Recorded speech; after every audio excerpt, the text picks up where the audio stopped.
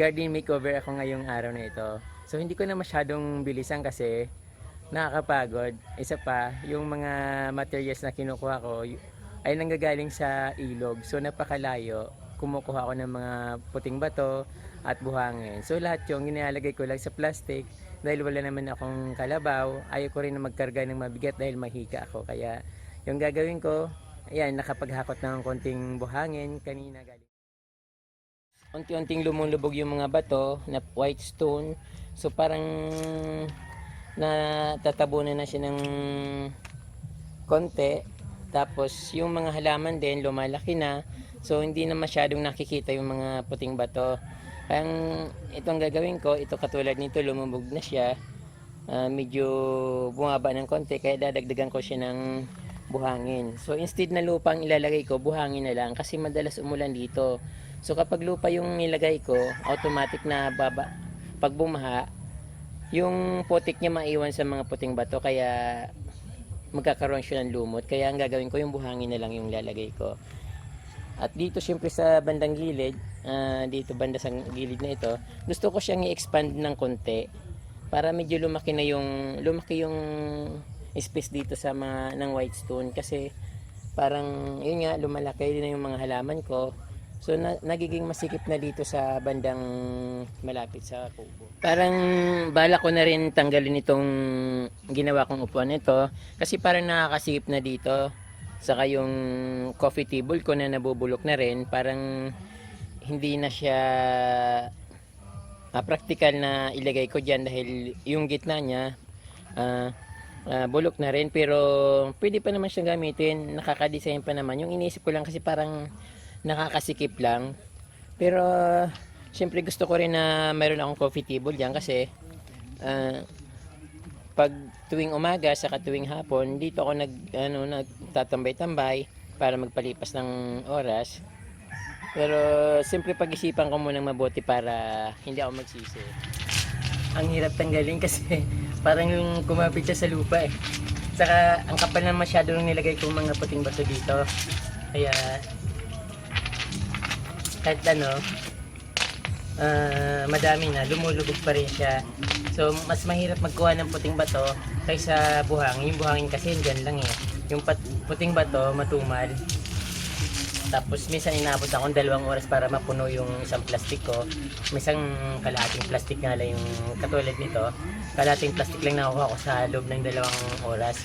Kaya mahirap din maghanap.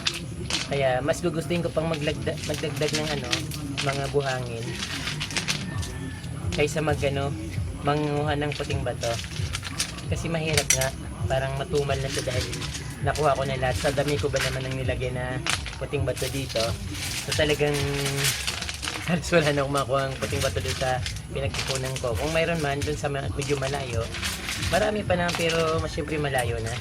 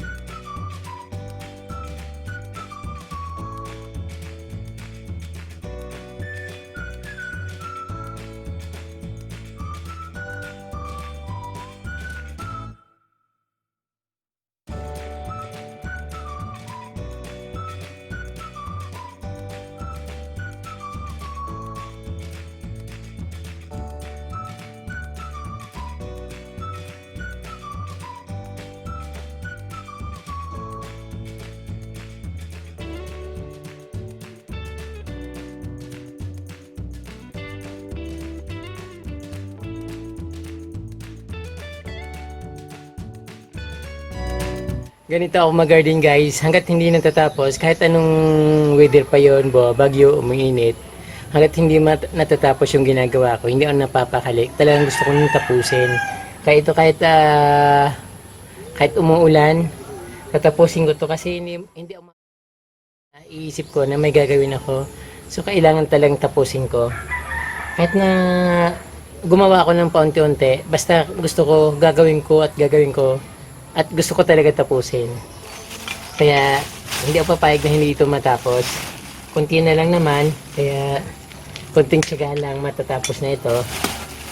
So nakapaghakot na ako ng buhangin galing sa ilog.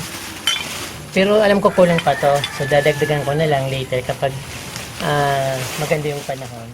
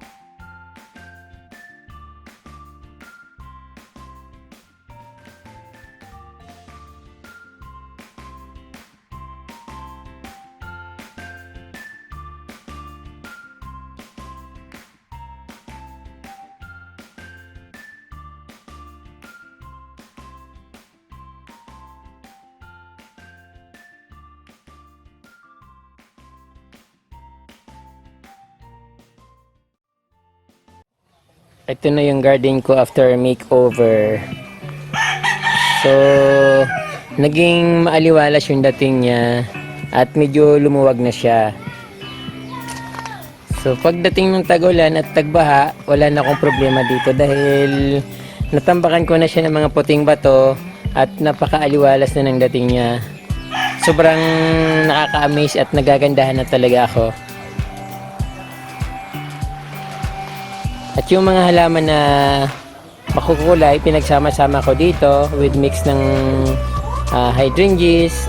At syempre yung ibang mga halaman, hindi ko naman alam yung pangalan nun.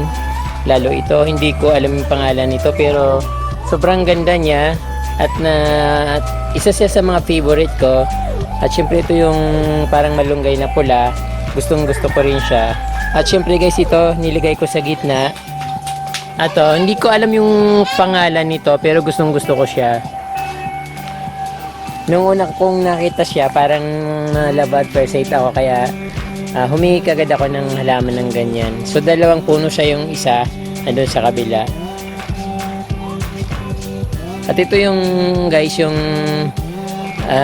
caladium, puting-puti siya. So dahil marami ang nagagandahan, nagtanim na rin ako ng madami. So ngayon, siya pa lang yung pinakamalaki at yung sa bandang likod, mga bagong tanim lang. So ito, pinaglilipat yung mga halaman dito. Dahil madilim dito banda sa lugar na ito, nilagyan ko ng halaman na maliwanag tingnan yung kulay dilaw. Kaya nagmukhang buhay na yung gilid dito. So pag lumaki siya, unexpected na mas maganda pa siya pag lumago. Saka meron din akong coleus na tinanim, medyo maliliit pa. So pag lumaki siya, maganda rin, nagiging makulay yung dahon niya. Ayan.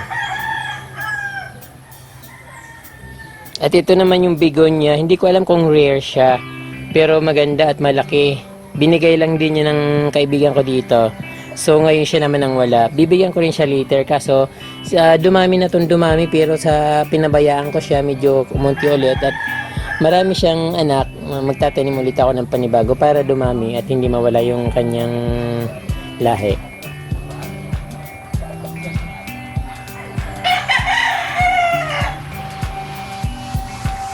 Ito po yung puno, nilagyan ko ng mga bato at talagang ready na sa tag-ulan. Maraming nagpapapicture dito, pinopost nila sa Facebook. So siyempre natutuwa naman ako kasi siyempre halaman ko to at akong may gawa. Sabi ko okay lang, kuha lang sila ng picture. Huwag lang nilang pipitasin yung mga tanim kong magaganda. Tapos na ako sa garden makeover. Sana nagustuhan nyo.